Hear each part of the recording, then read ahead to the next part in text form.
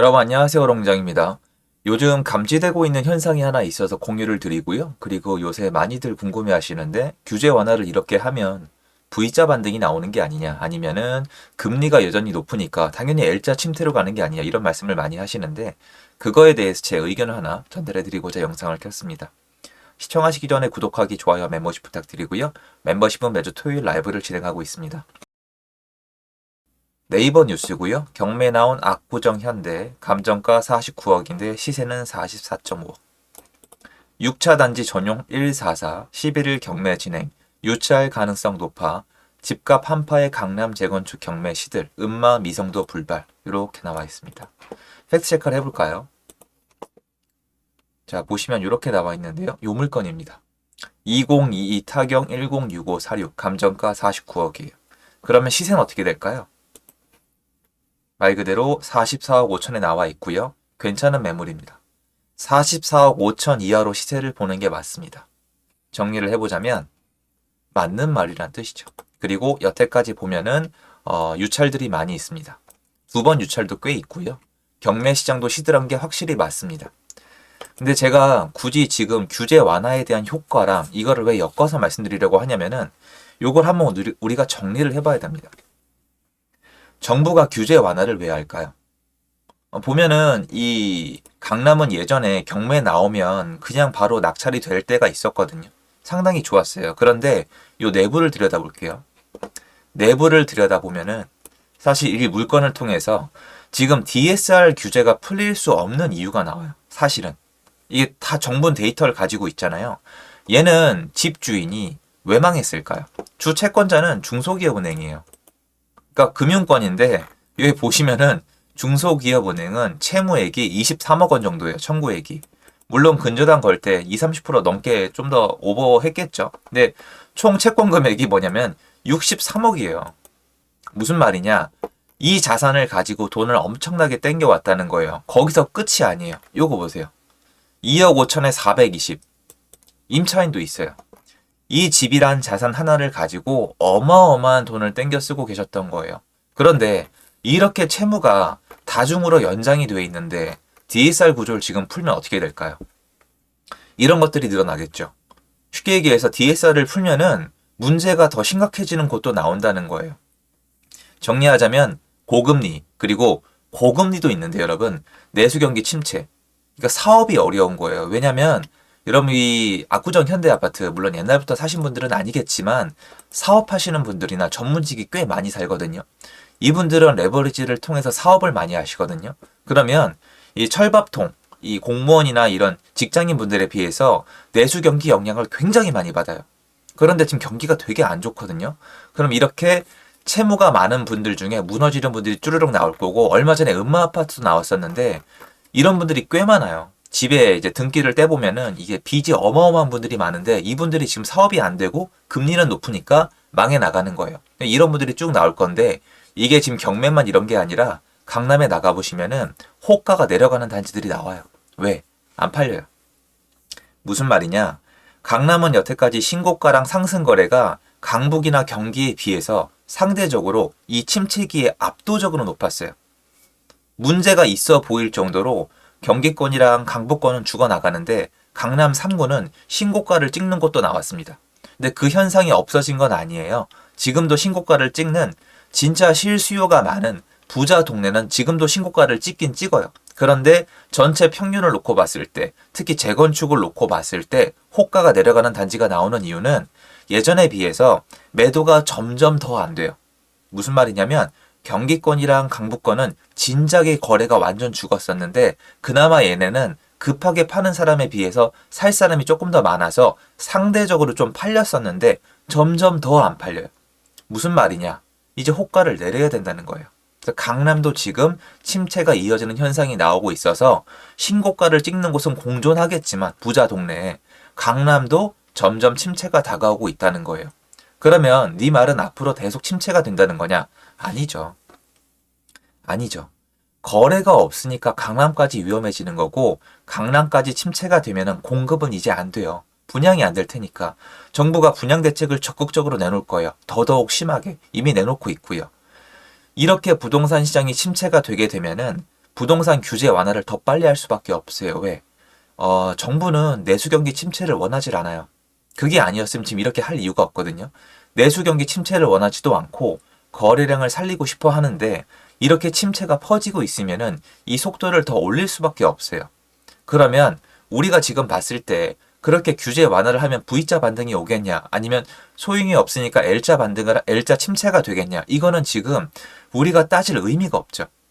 22년도에 정말 뜻밖의 이렇게 부동산이 침체가 된 것처럼 부동산이 앞으로 어떻게 될지는 다들 예측의 영역이지 맞추기가 굉장히 어렵거든요. 그런데 아직 다 나온 게 아니에요.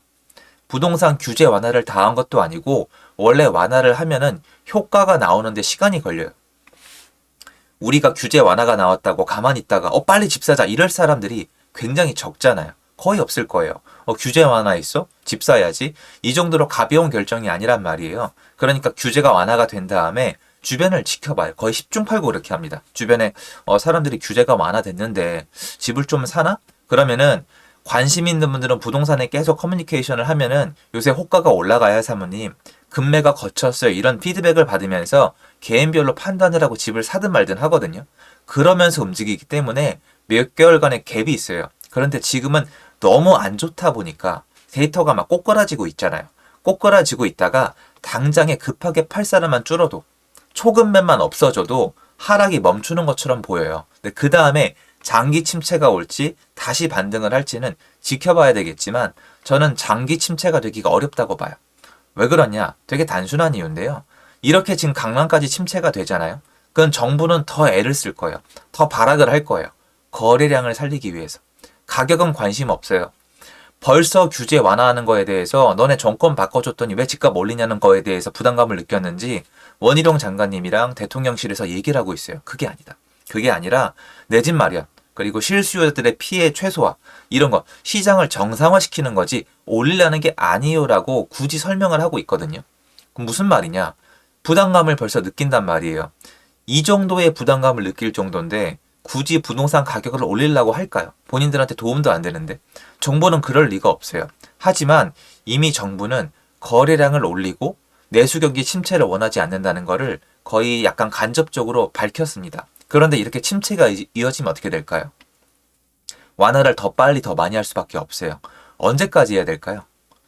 내수 경기가 침체가 안 되고 이런 사람들이 덜 나오고 이런 사람들이 좀 해소가 되고 경매로 넘어갈 때 잘 팔려야 될 거 아니에요.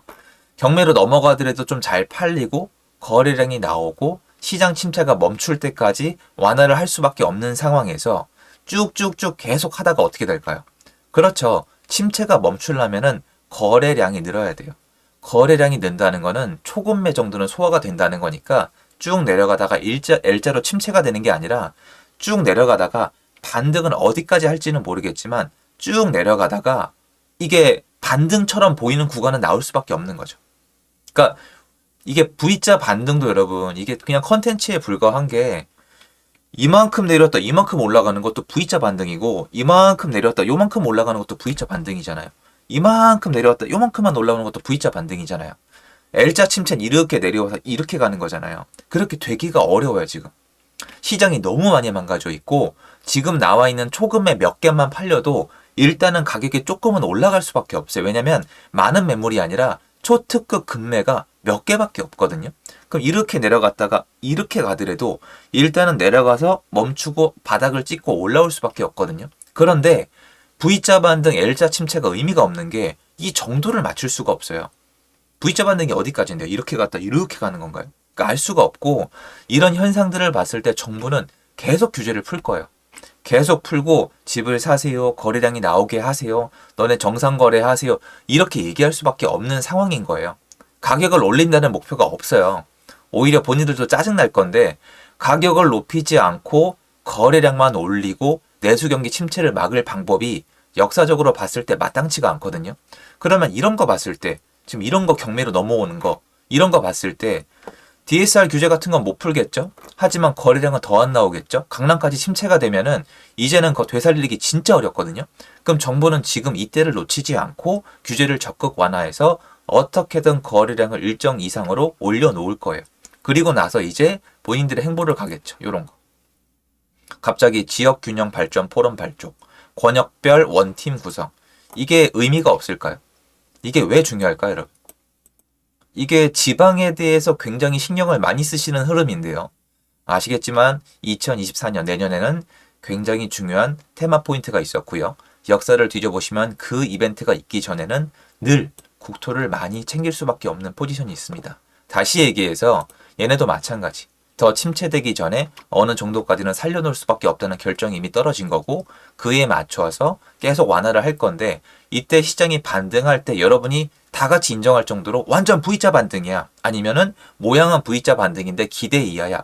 이거는 시장을 지켜봐야 할 수가 있습니다. 그거는 정말 신의 영역이에요. 그런데 L자형 장기 침체는 전 어렵다고 봅니다. 왜 그러냐면 정부가 글로 가지 않잖아요.